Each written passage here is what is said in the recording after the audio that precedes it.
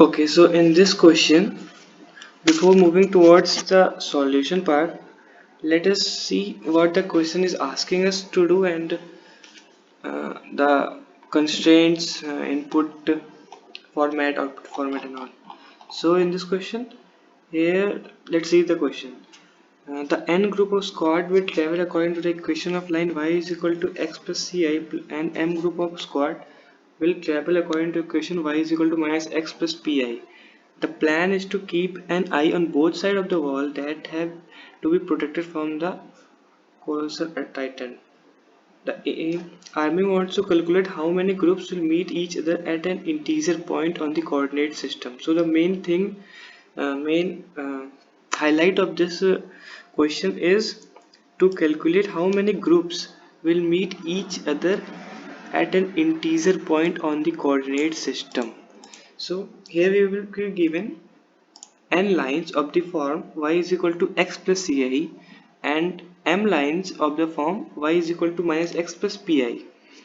So these two lines are perpendicular, we can clearly see, because the slopes are product of slope is minus 1. In first line the slope is 1 and the second line the slope is minus 1. If we compare it with the general equation of a straight line, that is y is equal to mx plus c, where m is the slope and c is the intercept formed by the line on the y-axis. Okay, so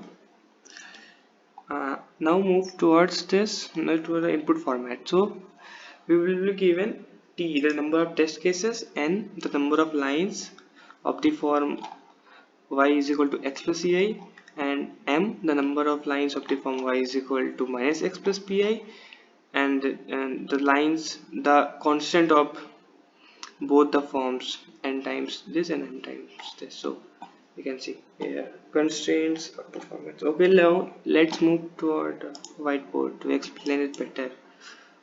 Okay, so this is our equation of the lines that we have got. Okay, so when let's plot this in the graph. Okay, so in the graph, let this be this one will be this, because it's negative slope, and this equation will be of lines like this because it have positive slope, this 45 degree. Okay, so it is clear that there two lines will intersect. Okay, so let's move to the down. Two lines will intersect, so the point of intersection will be something xy, x coordinate and y coordinate. What we have to find is the group, we have to find is to the number of pairs which have both these coordinates x and y as an integer number, integer as an integer. So if we try to solve these two equations, sum these two, so 2y is equal to ci plus pi, so y is equal to ci plus pi divided by 2, and similarly if we put this value of y in any of these, we will get x. So our y is here and x is here.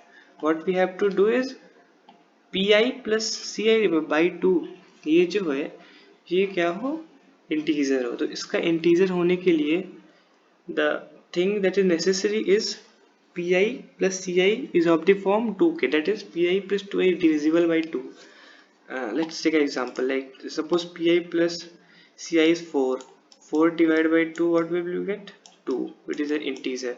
And if it's odd, so 3 divided by 2, we will get 1.5. so it's clear that for every odd we will get a fraction, and for every even we will get a integer value. Okay, so similarly for -2, so ci plus pi is of the form 2k. This is clear. Okay, let's so the condition on pi and ci for which pi plus ci or pi minus ci is always even is this: both अगर दोनों even होंगे, pi और ci दोनों अगर even होंगे, तो ये हम ऐसे इसको, तो उसका जो सम होगा या तो उसका जो डिफरेंस होगा वो भी एक इवन होगा. ये हम एग्जांपल से देख सकते हैं. एग्जांपल नहीं तो जैसे कोई नंबर है 2m फॉर्म का और इवन नंबर है, एक इवन, दूसरा है क्या प्लस माइनस, दूसरा 2k फॉर्म का है तो 2 कॉमन आ जाएगा, तो इनका जो भी होगा प्लस या माइनस वो इवन ही होगा, तो ये हो या तो दोनों इवन हो। Okay now let's see if both the numbers are odd. अगर दोनों नंबर ऑड हैं तो भी ये ट्रू है क्या, ये हमने जो लिखा है ये कि उनका जो सम होगा या पी आई प्लस सी आई का जो सम या P I minus P I वो इवन होगा, ये ट्रू है अगर बहुत ऑड है। तो जैसे पी आई हमारा हो सकता है के प्लस वन, 2k+1, ठीक है, 2k+1 is a odd number we all know, and c i हो सकता है 2m+1, ठीक है। और हम इस पे ऑपरेशन करेंगे, कोई भी जैसे प्लस और माइनस दोनों ऑपरेशन करेंगे हम, दोनों ऑपरेशन यहाँ पे जैसे हमने किया है प्लस एंड माइनस, तो दोनों ऑपरेशन जो है हमारा वो हमने वो करके देखते हैं। तो प्लस के लिए इधर, माइनस के लिए इधर, ठीक है, प्लस के लिए तो इन दोनों को जब प्लस करेंगे तो क्या आएगा 2 times k plus m plus 1, 1 + 1 2 हो जाएगा, 2 यहाँ पे भी है तो ये हो गया।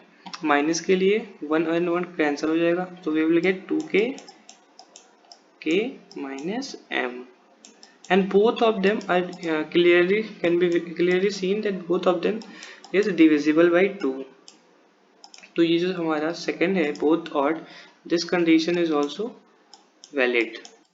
तो हमें क्या करना है, हमें सिंपली क्या करना है, हमें काउंट कर लेना है। अब कुछ लोग क्या करेंगे, इसको इसको एक इसका अप्रोच बताते हैं कुछ लोग कैसे करेंगे। एक तरीका तो ये हो सकता है कि हम एक फॉर लूप ले लें, हम एक फॉर लूप ले लें i इज इक्वल टू 0 से i is less than n i plus plus, ठीक है, और इसके अंदर एक और loop inside a loop for j is equal to 0, j is less than m and j plus plus, and we will for every for every I and j we will get for this for like I is equal to 0 के लिए हमें मिल जाएगा उसका constant और j is equal to 0 के लिए उसका constant. तो हम चेक करते जाएंगे कि इस कांस्टेंट के लिए कितने ऐसे कांस्टेंट मिल सकते हैं जिसका कोऑर्डिनेट आएगा वो एक इंटीजर हो।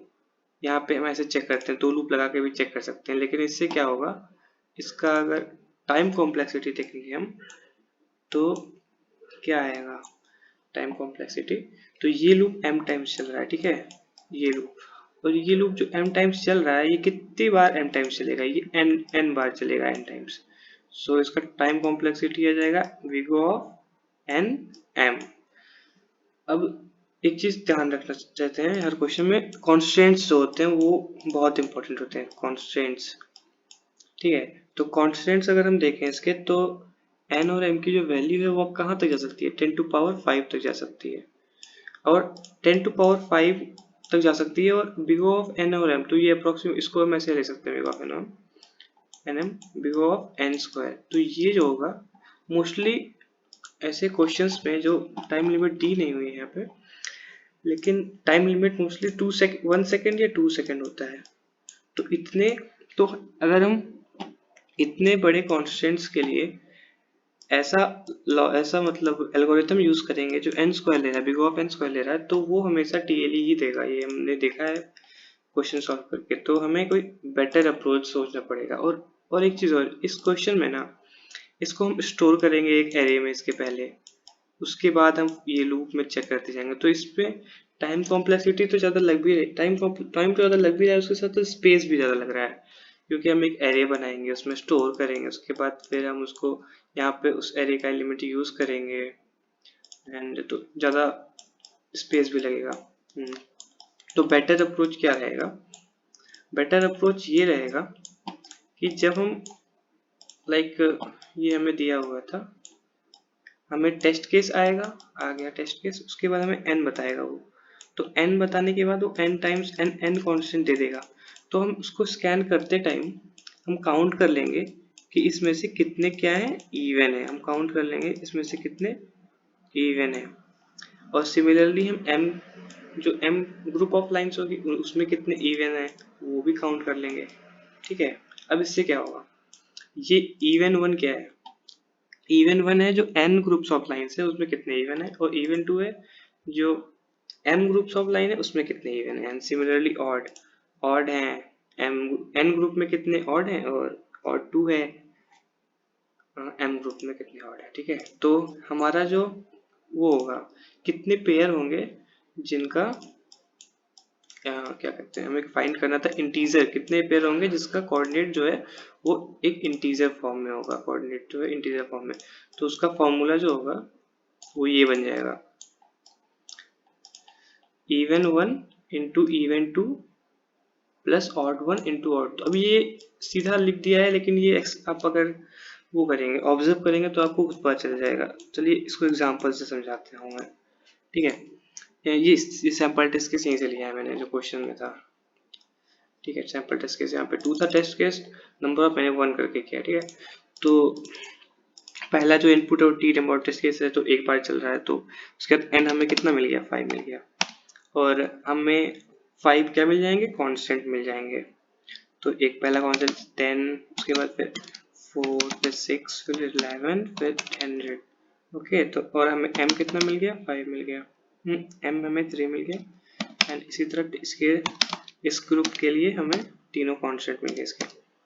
अब अगर देखें पहले n इज इक्वल टू 10 के लिए देखते हैं, n इज इक्वल टू 10 इस कांस्टेंट के लिए हमारे पास दूसरे ग्रुप में कितने ऐसे कांस्टेंट हैं जिनका पेयर क्या हो, जिनका पेयर का सम या इनके पेयर का सब्ट्रैक्शन एक इवन हो।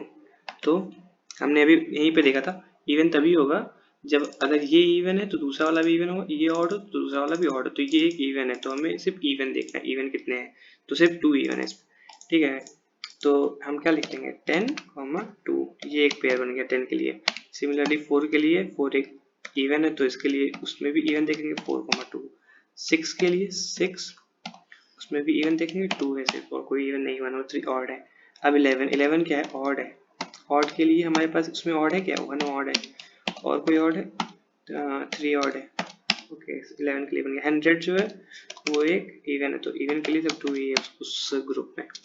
तो काउंट कर लेते हैं इसको। ठीक है, 1 2 3 4 5 6, टोटल कितने पेयर बन गए, 6। ये हम ऐसे करें अगर, अब इस फॉर्मूले को चेक भी कर सकते हैं अगर आपको अब तक समझ में नहीं आया तो। फर्स्ट में कितने इवन है, फर्स्ट जो ग्रुप है उसमें इवन कितने हैं, ये हमारा फर्स्ट ग्रुप है, कितने इवन है 1 2 3 4 इवन है। चलो सेकंड ग्रुप में कितने इवन है, 1, सिर्फ 2 इवन है। चलो सॉरी 1। ठीक है, अब ऑड कितने हैं, 5 नंबर्स थे उसमें 4 इवन, तो ऑड कितना 1। 3 नंबर्स थे सेकंड ग्रुप में उसमें एक इवन है तो 2 ऑड होगा। अब देख लो इसको 4 प्लस 2, तो हमारा यहाँ से भी आंसर क्या आ रहा है, 6 आ रहा है। तो हमको सिर्फ यही करना है इस क्वेश्चन में, इवन काउंट कर लेना है उस ग्रुप में, दूसरे ग्रुप में इवन काउंट कर लेना है, ऑड हमें निकाल लेंगे, या तो हम ऑड भी काउंट कर लें या तो हम ऑड को माइनस कर लें, एक ही बात है। ठीक है, और उसके बाद ये चीज लगा के प्रिंट कर देना है हमें। और हाँ, एक और चीज इस क्वेश्चन में, कुछ लोग मतलब ये यहाँ पे गलत हो सकता है, 10 टू पावर 9 है कॉन्स्टेंट्स की वैल्यू, तो अगर ये चीज हम उससे करेंगे ना, इंट लेके सिर्फ करोगे, तो यहाँ पे रॉन्ग आंसर का चांसेस बहुत हो सकता है, क्योंकि इंट जो है इतना बड़ा वैल्यू स्टोर नहीं कर सकता है, हमें भी पता है। तो हमें क्या लेना पड़ेगा, यहाँ पे लॉन्ग लेना पड़ेगा। तो यहाँ पे हम लॉन्ग से करेंगे, ये चीज थोड़ा अभी ध्यान में रख के आगे बढ़ते हैं। चलो अब सॉल्यूशन पे चलते हैं। सॉल्यूशन ये रहा, तो हाँ लॉन्ग इसको भी ले लिया है, जरूरत नहीं थी इसको लॉन्ग लेने की, लेकिन फिर भी आसानी के लिए ले लेते हैं ताकि कोई दिक्कत ना हो। तो पहले हम टेस्ट केस का इनपुट लेंगे हम, उसके बाद एक लूप चलाएंगे, कितने बार, जितना टेस्ट केस है उतने बार, उसमें हम n इनपुट लेंगे। ठीक है, वो एक हमने वेरिएबल बना लिया है कि पहले ग्रुप में कितना इवन होगा, उसको पहले हम इनिशियलाइज कर देंगे 0 पे, और दूसरे ग्रुप में उसको भी 0 पे। उसके बाद जब हम ये n इस ग्रुप में n को होंगे हमारे पास कॉन्स्टेंट्स होंगे, तो n कॉन्स्टेंट्स को जब हम इनपुट लेंगे तो ये एक a बनाया है, a ऐसे एक टेम्प वेरिएबल है, सिर्फ चेक करने के, उसको इनपुट लेके उसको चेक करने के लिए कि ऑड है या नहीं है। तो अगर वो ऑड हो गया, ये परसेंटेज है तो पता ही है, चेक करने के लिए होता है कि रिमाइंडर क्या आएगा। रिमाइंडर अगर 2 से डिवाइड बाई 0 आ गया तो ये मतलब इवन हो गया, तो इवन प्लस प्लस कर देंगे फर्स्ट का। सिमिलरली हम m इनपुट लेंगे, m में इसी तरह काउंट कर लेंगे इवन 2 कितने इवन है m में, ठीक है।